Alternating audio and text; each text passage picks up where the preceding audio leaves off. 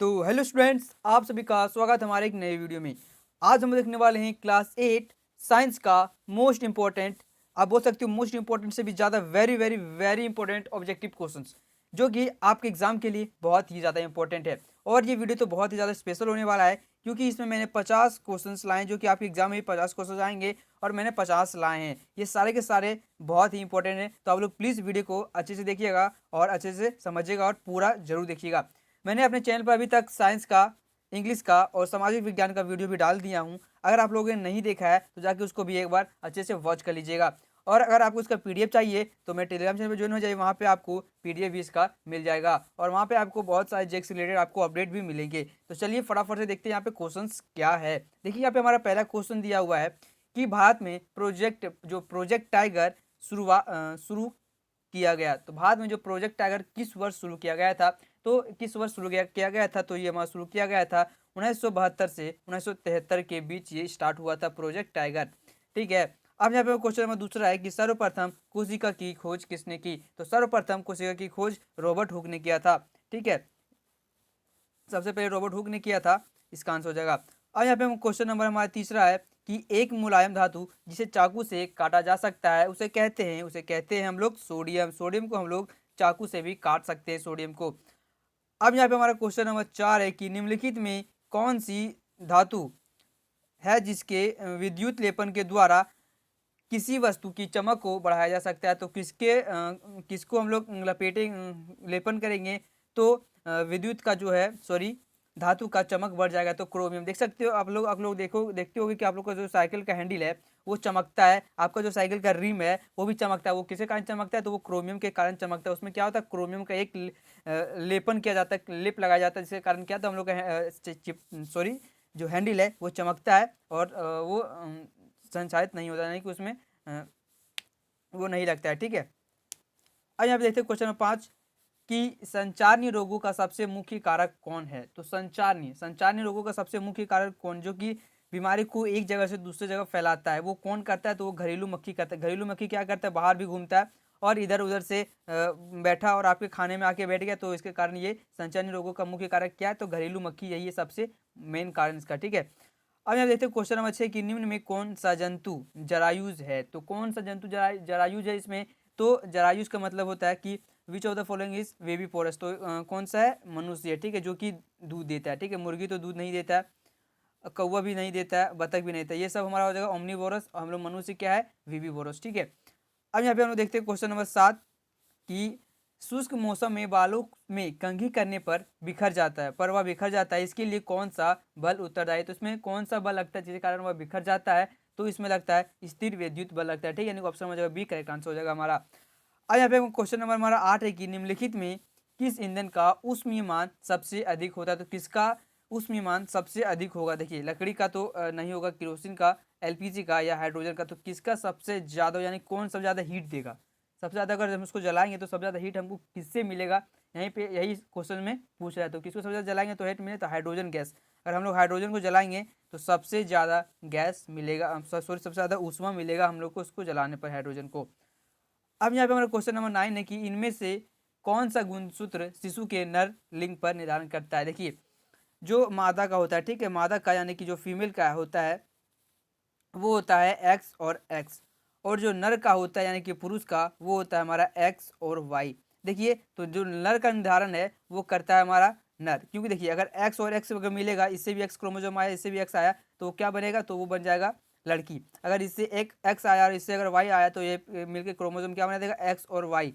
ठीक है, तो एक्स और वाई क्या बन जाएगा, लड़का बन जाएगा। यानी कि जो लिंग का निर्धारण करता है वो करता है एक्स और वाई गुणसूत्र। ठीक है, यानी ऑप्शन में जो है ए, एक्स और वाई किसका होता है, तो नर नर का होता है। ठीक है, तो नर का लिंग निर्धारण करता है एक्स और वाई।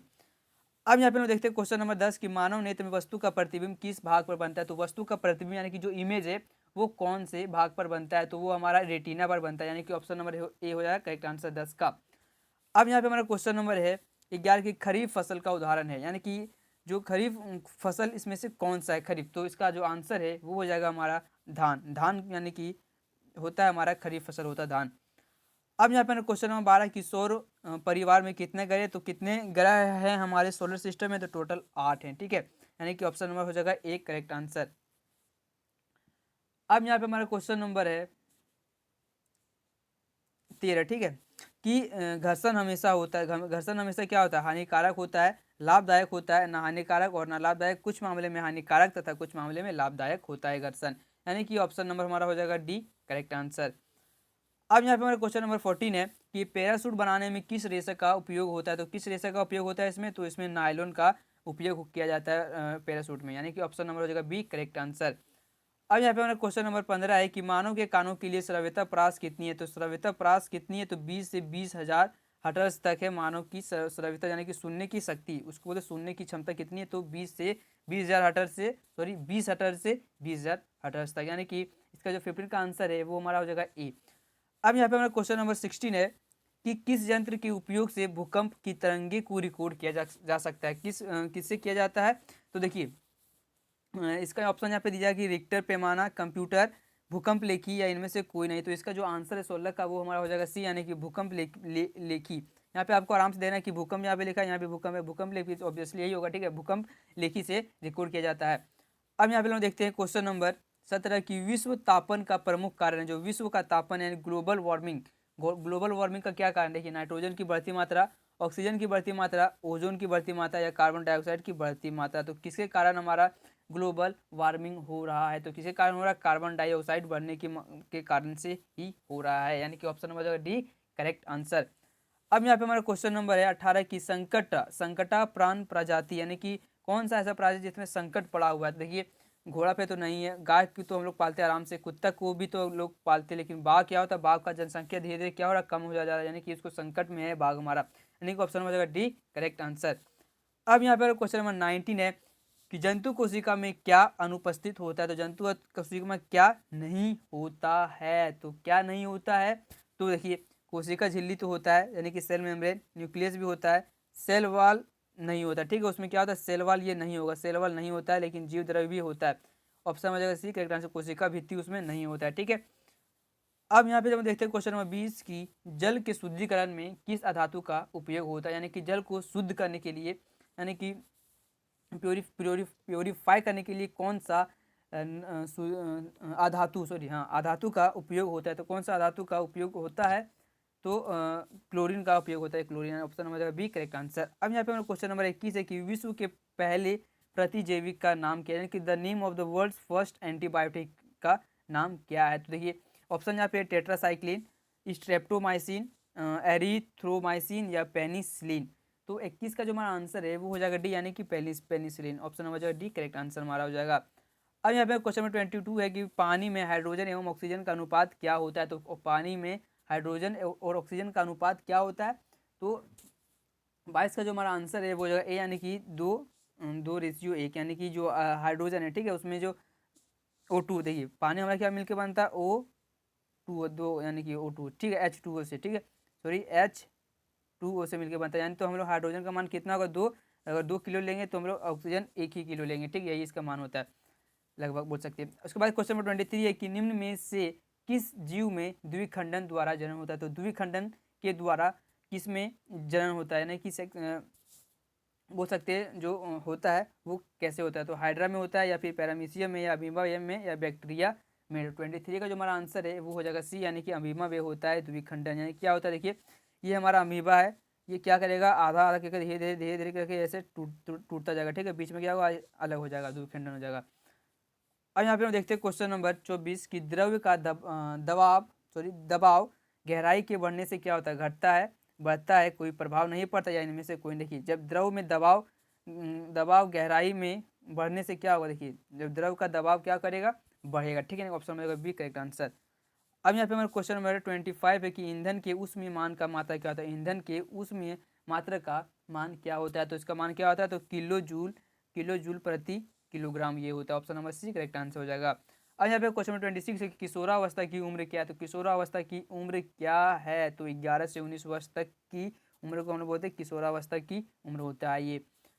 अब यहाँ पे हम देखते हैं क्वेश्चन नंबर 27 की सामान्य नेत्र के द्वारा पढ़ने के लिए सर्वाधिक सुविधाजनक दूरी कितनी होनी चाहिए, जब हम लोग बुक को पढ़ते हैं तो उसके लिए हम लोगों को जो बुक को कितने दूर पे रखना चाहिए तब हम लोग को अच्छा दिखेगा, मतलब नॉर्मल, तो इसका जो आंसर है हमारा हो जाएगा वो हो जाएगा डी, यानी कि 25 सेंटीमीटर की दूरी पे से हम लोग को रखना चाहिए। देखिए अगर आप लोग बुक को अगर ज़्यादा नज़दीक रखोगे तो क्या होगा, आप लोगों को दिखेगा नहीं साफ साफ क्या लिखा हुआ, लेकिन आप लोग आराम से अगर 25 सेंटीमीटर रखते हो तो आपको आराम से यहाँ से दिख जाएगा। ठीक है, अब यहाँ पे क्वेश्चन नंबर 28 है 28 कि फूलों फलों एवं सब्जियों का बड़े पैमाने पर उत्पाद कहलाता है, तो क्या कहलाता है, तो इसका आंसर नंबर 28 का हो जाएगा बी, यानी कि हॉर्टिकल्चर। ठीक है, हॉर्टिकल्चर हो जाएगा। जब हम लोग को फूल फल का सब्जी बड़े पैमाने पर उत्पाद करेंगे तो उसको हम लोग बोलते हैं हॉर्टिकल्चर, हॉर्टिकल्चर। ठीक है, उसके बाद क्वेश्चन नंबर 29 है कि किस ग्रह को प्रभात तारा अथवा संध्या तारा कहा जाता है, तो किसको कहा जाता है, 29 का जो हमारा आंसर है वो जाएगा डी, यानी कि शुक्र को हम लोग कहते हैं प्रभात तारा या तो संध्या तारा, इसी को बोलते हैं। उसके बाद यहाँ पे हम देखते हैं क्वेश्चन नंबर 30 कि किस आकृति की वस्तु पर तरल घर्षण कम होता है, तो किस पर तरल घर्षण जो है सबसे कम होगा, तो सबसे कम किस में होगा, तो नौकाकार आकृति पे सबसे कम होगा। ठीक है, अब यहाँ पे हम लोग देखते हैं क्वेश्चन नंबर 31 की पदार्थ जो प्राकृतिक प्रक्रिया जैसे जीवाणु के द्वारा अपघटित होता है क्या कहलाता है, तो क्या कहलाता है, जैव निम्नीकरण। ठीक है, जैव निम्नीकरण कहलाता है, यानी कि ऑप्शन हो जाएगा एक करेक्ट आंसर, यानी कि बायोडिग्रेडेबल। ठीक है, अब यहाँ पे हम देखते हैं क्वेश्चन नंबर 32 की ध्वनि की प्रबलता किस कारक पर निर्भर करती है, तो ध्वनि की प्रबलता जो है वो किस पे निर्भर करती है, तो तारात्व पर, एम्पलीट्यूड पर, नॉइस पर, या इनमें से कोई नहीं, तो ये किस पे करती है, तो आयाम पे करती है, यानी कि ऑप्शन नंबर हो जाएगा बी करेक्ट आंसर, एम्पलीट्यूड। ठीक है, 32 का आंसर हो जाएगा हमारा बी। अब यहाँ पे देखते हैं क्वेश्चन नंबर 33 कि विपरीत आवेशों के बीच क्या प्रतिक्रिया होती है, जब दो आवेश बीच में टकराते हैं तो उसके बीच क्या होगा, आकर्षण होगा, प्रतिकर्षण होगा, आकर्षण या प्रतिकर्षण दोनों, या इनमें से कोई नहीं, तो क्या होगा, 35 का जो हमारा आंसर है वो हो जाएगा सी, यानी कि आकर्षण एवं प्रतिकर्षण।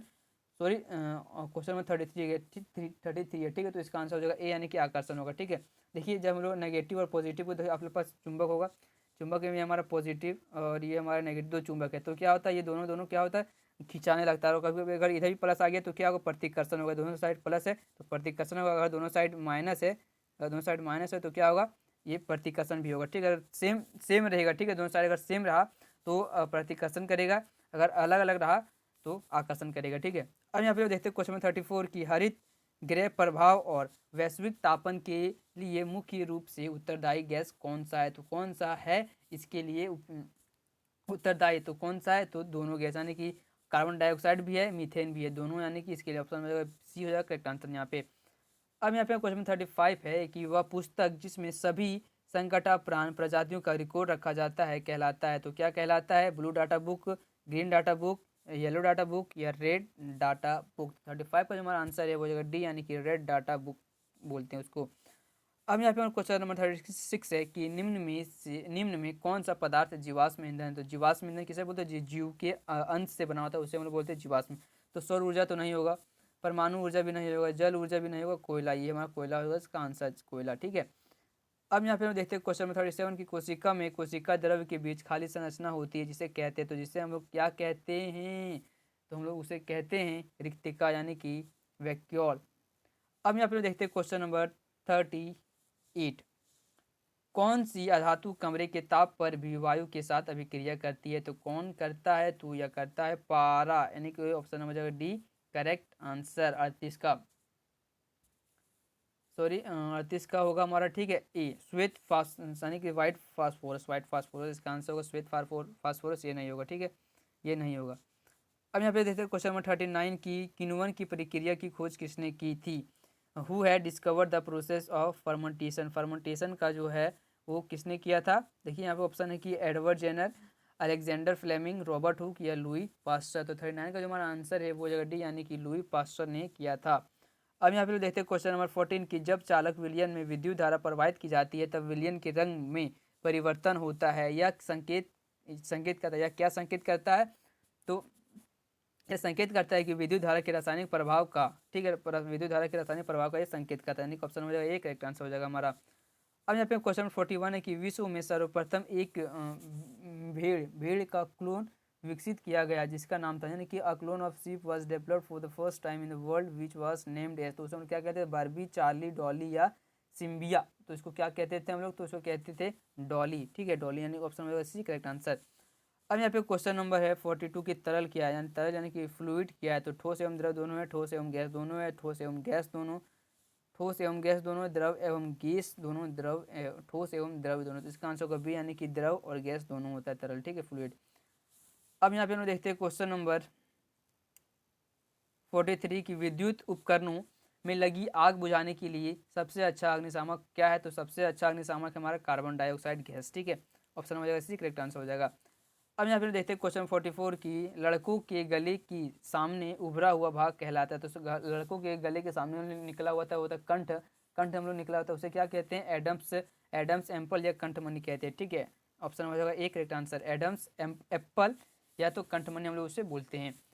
अब यहाँ पे हम देखते हैं क्वेश्चन नंबर 45 की श्वेत प्रकाश, सूर्य के प्रकाश यानी कि श्वेत प्रकाश, how many colours are the present in the white light sunlight, sunlight के में कितने कलर प्रेजेंट होते हैं? तो उसमें 7 कलर प्रेजेंट होते हैं, यानी कि 7 कलर, ठीक है।